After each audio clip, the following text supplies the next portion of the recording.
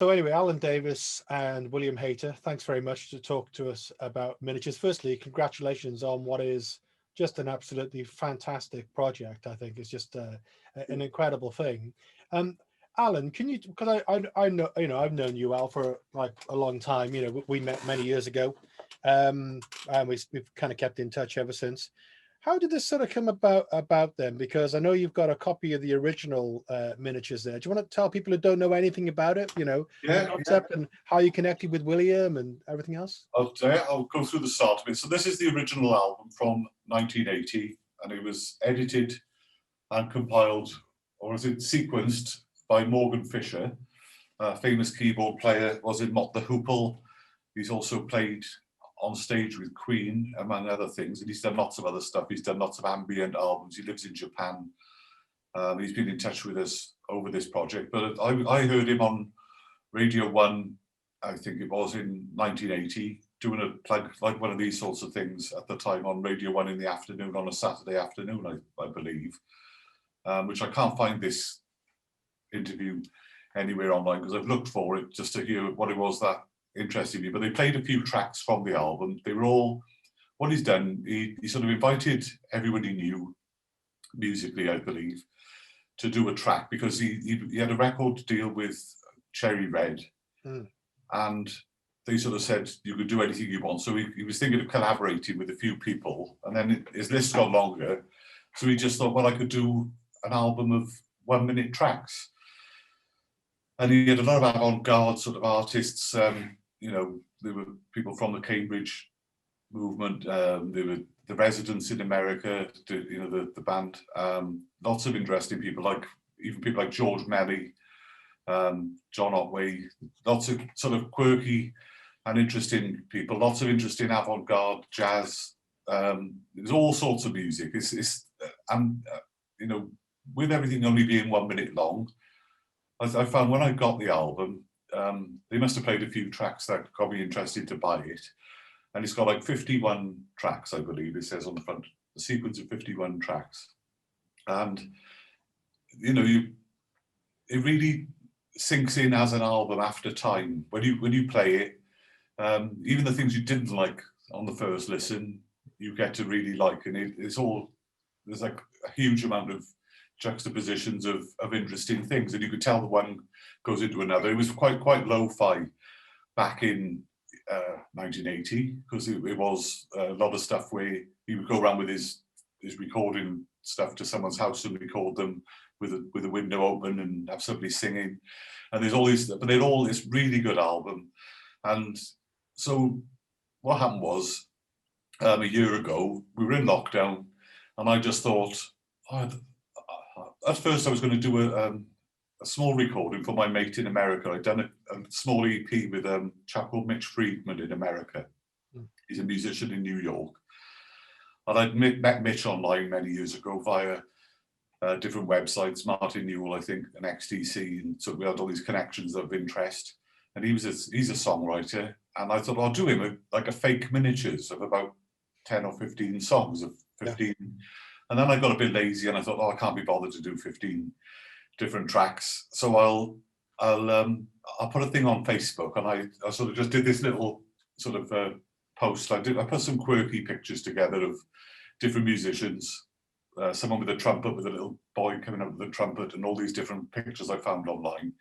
And I'm going to do a tribute to Minatures, the Morgan Fisher album. So if you fancy doing a track a minute long, you can do anything you like. It could be spoken word, poetry, a song, anything at all. But if you can make it original, that would be all the better. It doesn't have to be, I'd rather not upload the cover versions, and they're only 1 minute long. And then what happened was then, a friend of mine, Paul Wilkinson, used to do this website for Martin Newell, and he's sort of probably a bit of a cult figure, quite well known in the right circles. He was in a band called the Cleaners from Venus. So it goes back again now to do-it-yourself culture. He was big on the home taping scene in the early 80s. So Martin Newell did a track for me because I was friends with him via Paul on Facebook. So Martin did a track, and then he sort of put a thing on his page. And then Barry Lamb saw this, and he got in touch with me, added me as a friend. And I sort of got in touch with Barry, and Barry used to have a record label called Falling A Records, and he's in a band, what they call Two-Headed Emperor.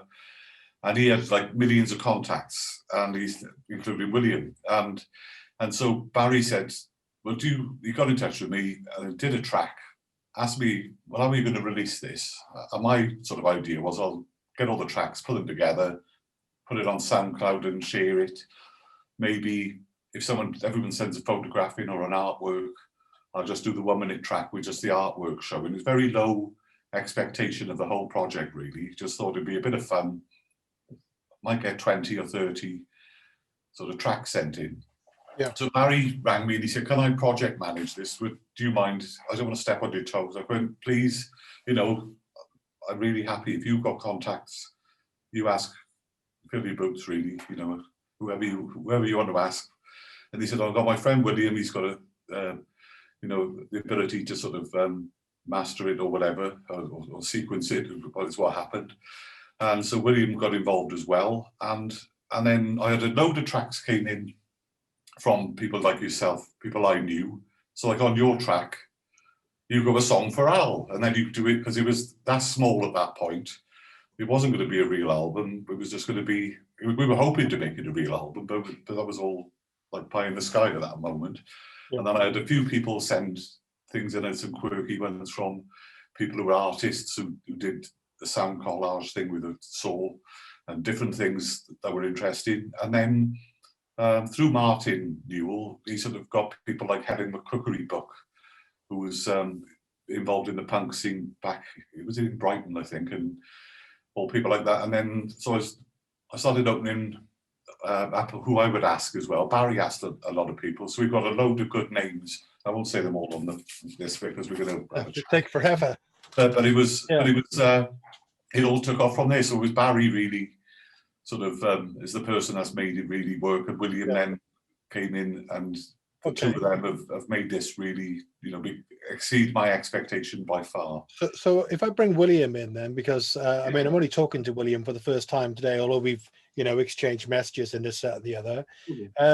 William, from your, and you didn't know Al before about either, or Barry, but it's just one of those beautiful things, I suppose, serendipity, where it's just come together. And then obviously, Morgan Fisher, and it's kind of a nod towards the original one. Do you want, tell us a little bit about how you feel about the kind of the way it's come together, and tell us a little bit more about the, the link with Morgan Fisher, and, a bit more about the project and what it's about. It's really, really unusual, isn't it? It is. And, when I was first invited in to be involved and help out, a bit like the way Al started out the project, just thinking it was going to be a sort of localized tribute, nod of the head towards Morgan's idea of miniatures. It was a case of like, do you know anybody that would want to contribute a 1 minute track? So I was racking my brains. I thought, I've got a load of musicians that I've known over the years. I could get involved. I'm sure they'd be happy to produce a 1 minute track for a project. And I think it was Barry saying to me, try and up the stakes. Don't just go for like your localized mates. Go for other people that are better known. So I said, well, I could start asking around, more sort of known names, like people like Jeffrey Richardson from Caravan. I think Barry got David Jackson in. Sonia Christina, I asked, and there was all the Henry Cow people. I tried to I put an invite out to Fred Frith. There's a lot of people actually that didn't reply, because I think possibly there's like, who's William? There's this guy on Facebook saying, do you want to do a 1 minute song? And they probably just didn't think it was serious enough. So they just either didn't reply, or they said, thank you, but, we're busy at the moment. And it's a shame a few that slipped the net, because one in particular that I really wanted on was Roy Harper. And he did reply and said, I'd love to be involved in this. He said, but I've just started recording one new album. And I don't really want the distraction of another project while I'm trying to focus on my own projects. And I said, that's fair enough. It's a shame. Been lovely to have had you on, but so be it. And there were a few others that didn't quite make it. But once we started getting some known names on board, I suppose, we started getting a bit more bold and going, well, where do we stop? I'm going to start asking loads of people. So I got a message out to Nick Mason, Pink Floyd. I thought there's no chance that he'll come in, but you know, what the hell, ask at least, you know. And I did get a response back from Guy Pratt saying a very intriguing project. And I said, well, you know, you're more than welcome to become part of it if you wish. But obviously, you know, they didn't feel it was for them, so it didn't go any further. But yeah, we had a few bold moves and we had a few successes. And then once we got Chris Cutler in from Recommended Records, who wanted to release the album, I said to him, look, can I use some of your influence and contacts to see if we can push the boat further and get other names in? Yeah. And I said, look, I've put a few requests out to other members of Henry Cow. Jeff Lee happily came in, but the others were a bit slow at responding. So he said, leave it with me. And before we know it, we've got, you know, we had Fred Frith coming in. Who else did we have? Chris obviously came in. Jeff Lee, as mentioned. And of course,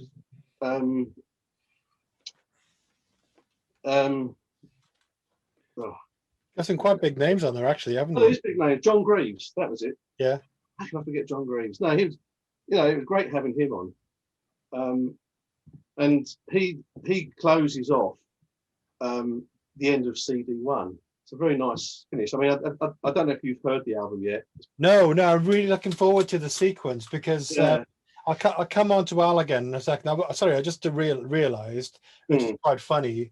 I had a cup of tea, and I didn't think about it in a corporate sense at all. Put my hand in the cupboard and grabbed a cup of tea, and you know, this came out. You know, it happens to be a KCL mug. You know, which is in a way, I suppose, to some extent. Oh, well done, yeah. Yeah. It just. I'm listening, but in my head, I'm playing drums. I just kind of love the beautiful way it's come together because there's now 124 tracks, I think, on this album. Yeah. Yeah. And for you, Al, just to say, you know, I knew Al. It must have been. Let me just try and think now. Probably mid-80s or something like that. I saw you playing. You were playing in your band in Caerphilly. And we kind of worked together a little bit. I met you in the office. Yeah. That's right.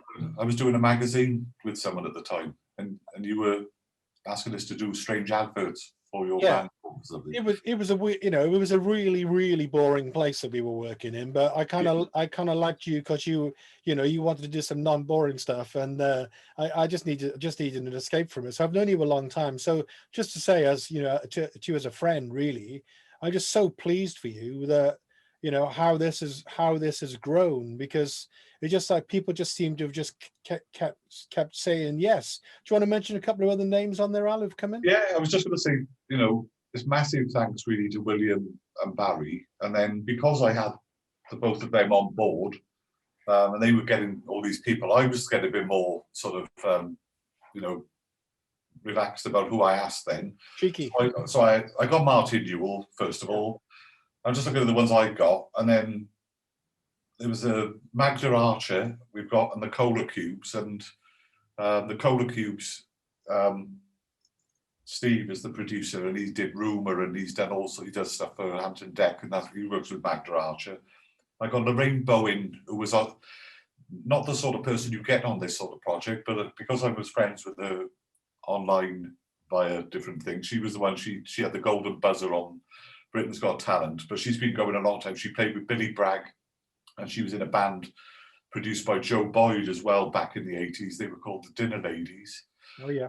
So she's really quirky, does a lot of Casio keyboard things. It's sort of like in the same realm as John Shuttleworth, as a comedy character doing Easy Listening, but she's great.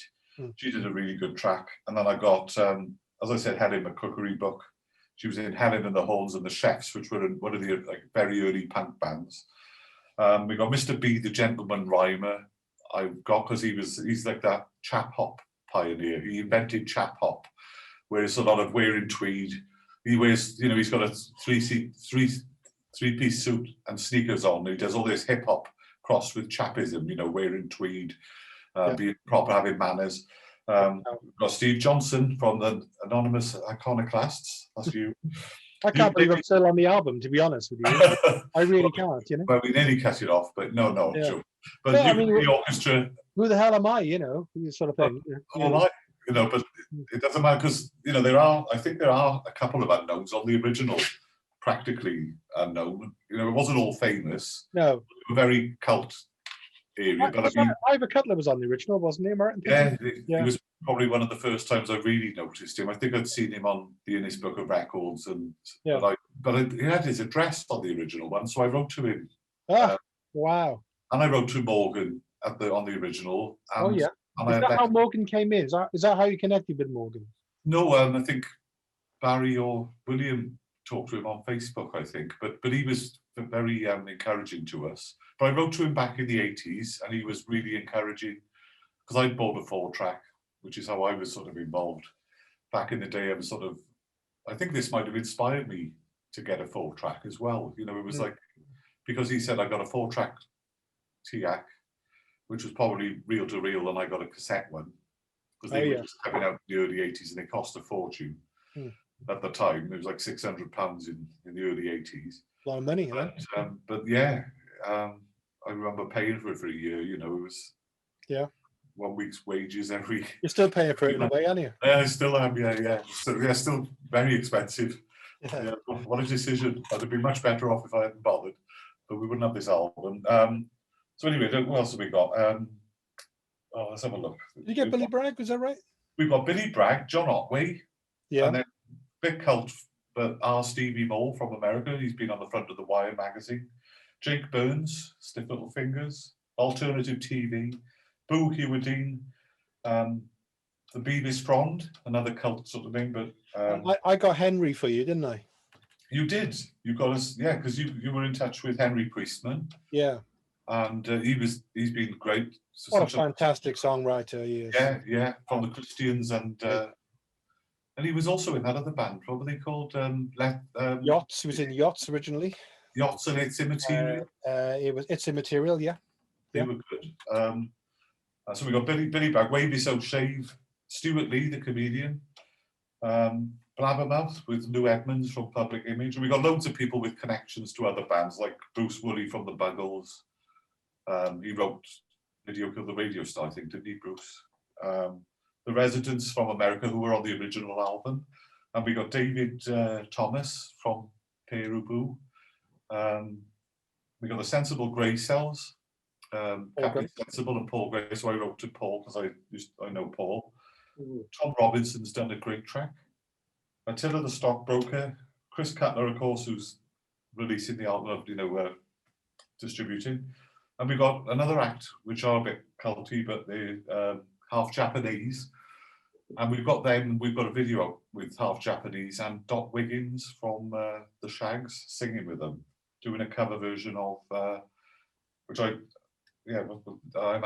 Henry VIII, I am. Just to ask you, Al, because, you know, and just to cut you in mid-flow, because the implication is with 124 tracks, you know, the list of names on its own is like a 5-part, you know. Yeah, there's a lot of known people, and but I would say, listening to it all, it doesn't matter if it's someone known or not. There's all these little tracks of people I didn't know, and William did a fantastic job of sequencing this, which is an enormous task. Isn't it? And so can I ask William about that? How the hell, William, right? How the hell do you begin sequencing 124 1-minute tracks? It is quite a monstrous task. You know, Al was sending me submissions through, and he was keeping them in folders on a drive. And we all had like a numbering system. We had spreadsheets, so that we had everything. We had to be really quite organised. Once I'd got pretty much everyone in, and then I thought, well, now I know what I'm dealing with, I can start sequencing. And the next process was to listen to them all, and in a very crude way, put a description against an artist. And then I got so it was like got my felt tip pens out, and everyone was color coded. So there was because of the different genres involved, you know, there was some sort of rock, slightly punky stuff. There was ambient, electronic, folk, singer-songwriter, acoustic, jazz. So in order to differentiate between them all, they all got their own genre colour code. So probably quite obviously the folk singer-songwriters were highlighted in green, you know, and the jazz was probably in purple or something. Yeah. So that at a glance, I could see genres, what I was doing. Now, I had something like 10 A4 sheets of paper laid out across the mixing desk that I could just glance across and pick people. And then what I did is on my digital audio workstation, I moved the tracks into position by just dragging the WAV file next to the previous track. So what I did, I created 6 vinyl sides to make it manageable, because we did get requests for, oh, I'd like to finish the album, could I be the last one? And I'd already had an idea of what I wanted to use to finish the album. So what I did in the end was I gave certain people end of the vinyl sides. And so I put them all together, move them up and down, move them across, and sort of sit back at a glance and see what's on each track. And then I played like an album side through to check if it flowed, if it all sat together properly. And it's funny because with certain tracks, you started to feel a theme developing. You could put 5 or 6 pieces together that naturally flowed together. And Morgan said to me, try and keep it a bit more like a roller coaster ride, you know, rather than turning it into a concept album. Have things that jolt, you know, jar against each other. You know, have something very peaceful and pastoral suddenly jump into a punk rock track, so that it wakes people up, you know. So I was trying all different ideas of ordering, sent them off to Morgan, said, what do you think of this? You know, he'd come back and say, yeah, I like this, but you know, perhaps maybe move that track further down the album. You know, I was getting his feedback because at the end of the day, you know, it was originally his idea, and I wanted for him to have an involvement in this because it's his sort of concept. You know, I didn't want to sort of march in and go, no, we're doing it the way I'm doing it. I wanted for him to have a say. And yeah, I sent out sequences to Al and to Barry and said, what do you think? We'd have a play through, and then we go, yeah, certain bits need rearranging. Then the big issue came up about the gaps between tracks. I was allowing some too much time because I was still thinking in terms of compiling an album where the pacing of a track, you know, the gap is all important between one track and another. Yeah. And it was suggested that, you know, try and shorten the gaps. So it's almost, in a strange sense, a bit like a DJ mix. One runs into another, into another. Yeah, yeah. So in the end, you know, you can end up with sort of like 7-8 minute piece that is made up of 7 or 8 different artists. And towards the end of side 6, there was a lot of pieces that kind of made themselves obvious to me in a kind of, I suppose, a dystopian type of way. There's all kind of focusing on the state of society, the environment, the end of the world. And there was a number of tracks that just seem to fit that whole theme just nicely. And there's a very, very last track that I created called Mass Extinction Event. And what it is every single artist mixed together in one.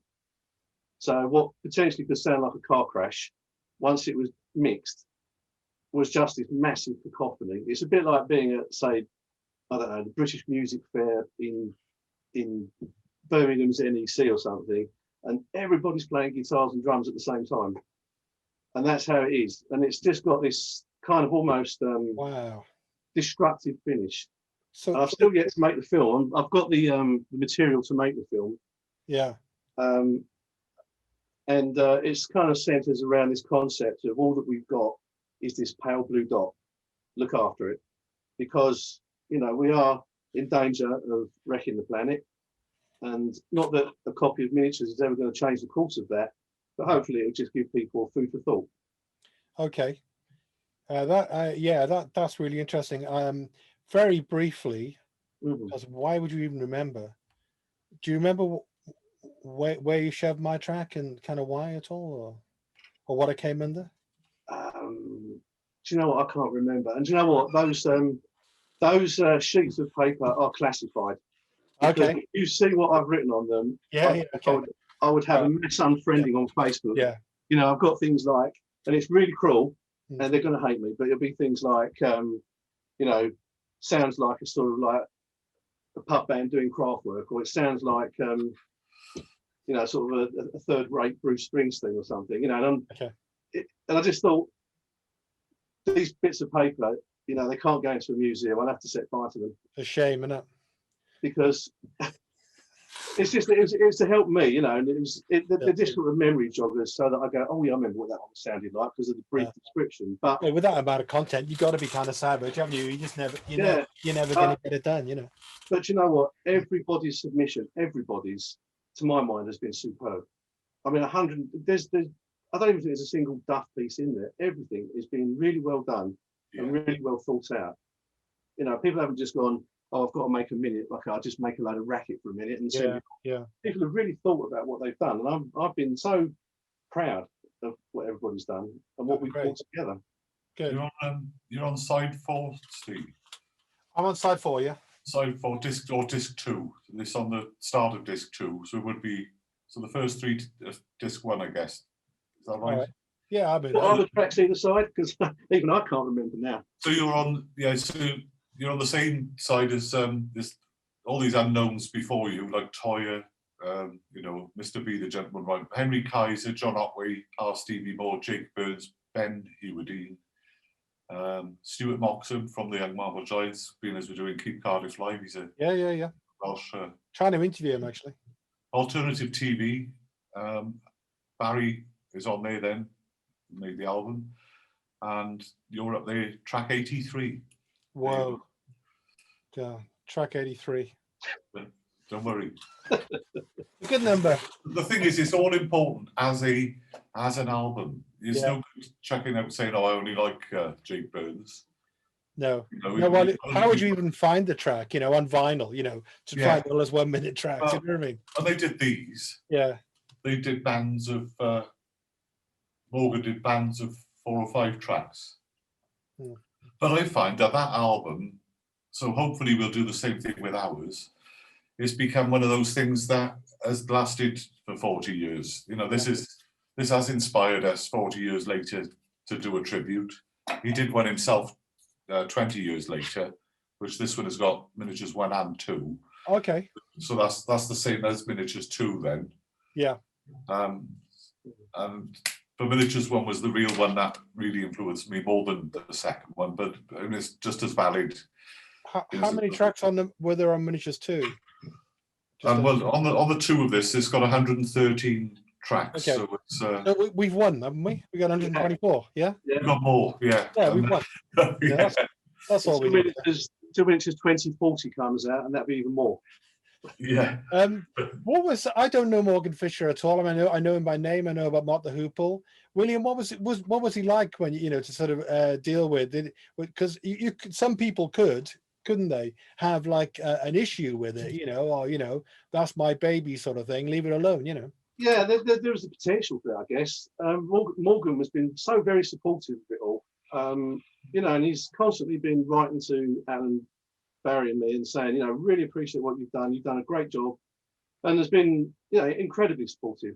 And yes, there was that fear that you're tampering with something that's got a legacy to it. Yeah. We could, if we make a mess of this, it's not going to be good, So we did sort of spend a lot of time making sure we've got this dead right, from the artwork to the involvement of the artists, who we've picked. It's just been all the time we had it in our minds. We've got to do justice to Morgan. We've got to make him feel proud of what we've done. Yeah. So that was always in our minds that he was the one that we wanted to keep happy with this. But he was saying that this is not my project now. This is yours because you're doing the tribute to it. But I'm more than happy to get involved with advice or help and things like that. We had lots of written exchanges on Facebook or email, and there's lots of nice things been written and flying backwards and forwards. So he's been incredibly helpful. They're always forthcoming with a bit of help and a bit of advice. So he's been very good. And you wrote something for the sleeve notes, didn't you? Oh, good. I was going to ask you. Yeah, great. Good. Yeah. Good. So he's been more Okay. more supportive than you could have dreamt. So what I want to say is, right, in terms of attention span, although there are only 1 minute tracks, there's 124 tracks. You know, I imagine most people might do it in kind of, you know, sections, I suppose. I was going to ask you about the videos actually a little bit. Just what I was going to say about the 124 tracks is, I don't want to talk too long because I'm thinking about people's attention for this interview and I want them to get the full value out of it. But with the videos, I think you've both been involved in that. Al, what's your take been on the videos in terms of, you know, I think William mentioned it earlier before we started talking. I would say the same thing. Everyone I've seen sort of says something quite unique and interesting. Yeah, I think it's been lucky. We had Bad Word Productions were helping us in the beginning, but they've had a bit of a hiccup because of the virus and everything. Yeah, of course. But we hope, you know, we'll be able to help again. I've done a couple for people where, you know, just if I say, well, if you can give me some footage, I'll try and help you edit it. I'm not an expert by any means. Which you did for me, thank you very much. So thanks. Yeah, that was great to do. Yeah. I was going to try and animate it all, and then I was just like I don't know, I didn't know what I was doing really. So I sort of had this vision for what we did in the end. So that was good. And then with my own, I just did a thing with a load of hats, and that worked. And then we gave that to Bad Word. I did an edit of it, and then I sent it to them, and then they made it even better than my edit, and I was really pleased. And they've done the titles and stuff. And so we've got and then we've got people who've done their own completely, like half Japanese, did their own. So, you know, we've invited everybody to initially. I don't know quite where we are at the moment, William, with the Bad Word. Are they available yet? Or they sort of partially are. So, you know, we may get more. We may get more then from because we'd like to continue through the year as long as we can, really, with doing videos for it. Yeah, because they're like little adverts all the time for the album. But I think the album will probably be one of those things that goes on and on. I hope it just doesn't just disappear after a few weeks. I think it should, like the original album has lasted, and that had influence there. So you know, I think when you've got that so many people, like the names that have come in as well, I think it sort of like gives something a bit of life, because I'd sort of be the sort of person that would think, oh, I'll buy that album because there's 3 or 4 people I'm sort of interested in. And I know there's like a lot of them, but if they bother to do that, I might be interested in the rest of it, which is what the original one just blew me away when I heard about however many tracks he played on Radio 1 back 40 years ago, you know. Talking about radio, Al, what's the kind of, you know, maybe William, is there interest in, you know, press coverage and radio play? And yeah, we are getting some interest. Whether it's I think Record Collector have shown interest in it. They've already done a sort of small kind of coming soon article. I'm not sure whether they're planning on doing an actual feature on it. We spoke to Prog magazine.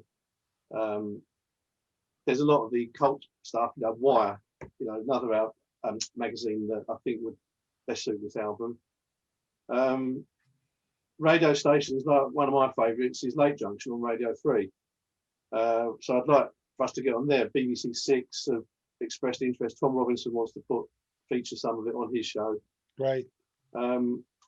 So yeah, there's definitely some interest, and then we've just been trawling through Facebook and finding all the Facebook groups and pages that we feel align with the spirit of the album, to see if we can get some exposure there. You know, and pages that have like sort of like specific subject matter, whether it's psychedelic or whether it's Canterbury scene or punk rock or ambient. You know, there's so many different, because we're covering so many genres. There's so many angles to go to get some exposure. And there's not that, I mean, the album sales these days are so kind of paltry compared to what they were years ago, because everyone wants everything for free. But the kind of other side of that coin is, you know, if it does get a bit of attention, it could actually quite soon become quite prominent, you know. Just so unusual, I think. you know. Yeah, I mean, as you say, I don't. These days, albums don't sell a lot. You know, it's No. a couple of thousands, few thousands. You know, most artists. I mean, you know, if I've come out on something now, if I've sold 300, I consider that a roaring success. Yeah. You know, I heard that Paul McCartney's recent album got to #1 in the charts on the strength of 33,000 sales. Not surprising, really. It's Is it? astonishing. Yeah. And he did about 10 different covers as well, didn't he? Yeah. They were like different colours for different shops. So you had a special colour. So I mean, so some people would have bought a few copies. So that's even less people probably bought it, you know, because the real nutty fans will want to buy each edition. Yeah. But I think, yes, it's probably like people in our age group that are still the collectors. You know, I'm a bit of one for collecting. Well, I'm looking at your book collection behind you. I can see you've got them all there. You know, imagine your record collection. Downstairs is just like it's like a branch of Rough Trade downstairs. Yeah, but, good man. What's behind me is my dad's, or my late dad now. His jazz vinyl. Yeah. The green and the yellow ones are 2 albums that I was released on back in August. Heavy rock stuff. A band called Bloodshot Eyes. We recorded that back in 1983, and a company called High Roller Records have put those out. Great. Above that are all my Beano and Dandy annuals. I think there's a couple of DATs I can see there. Or are they cassettes? Oh, those 2, they're high 8 videos. Okay. They were a filming of Richard Sinclair from Caravan playing a gig in London in Leytonstone back in 1994, which I've salvaged and put onto the PC. You know, occasionally I talk to Richard. You know, we talk sometimes about getting more music out by him, which would be nice to do. I wanted him on the Minatures, but the logistics just wasn't possible. He's in Italy, and I said to him, I'd love to do it, and he said he wanted to, but it just proved to be more and more difficult. So hopefully, maybe we can do something with him in the future. You know, I got kind of 2 or 3 things I wanted to ask you. One, just to kind of close off, really. One was, I'll come to you first, Al, on this one, I think, although I'm sure William will have opinions on it.